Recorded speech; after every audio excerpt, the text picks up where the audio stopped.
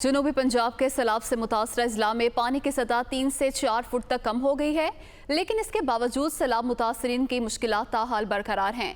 मजीद जानते हैं राजनपुर की बस्ती पहाड़ में मौजूद ब्यूरो चीफ नुमान खान बाबर से।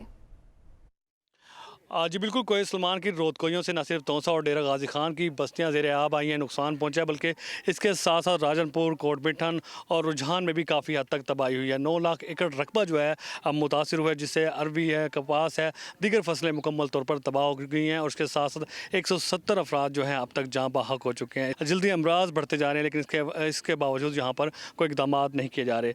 सैलाब, तबाही हुई, परेशानी क्या हो रही है, मुश्किलात क्या है? परेशानी है, बीमारी है, हमारे बच्चे की सब ना खाने पीने का है, ना कुछ भी, ना बिस्तरा है, ना टेंट वगैरह है। हुकूमत हमको राशन दे, टेंट दे, हमारे पास कुछ भी नहीं है। बिल्कुल, लोगों की बड़ी तादाद जो है इस घरों में महसूर होकर रह गई है, उन्हें निकालने वाला कोई नहीं है। किसी हद तक रिलीफ के इकदाम किए जा रहे हैं, लेकिन ना होने के बराबर हैं।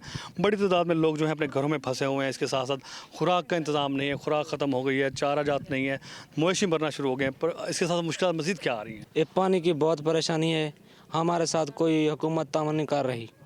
हमारी गदम सारी ख़त्म हो गई है, इतना हमारा सैर लुकाने का कोई रास्ता नहीं है।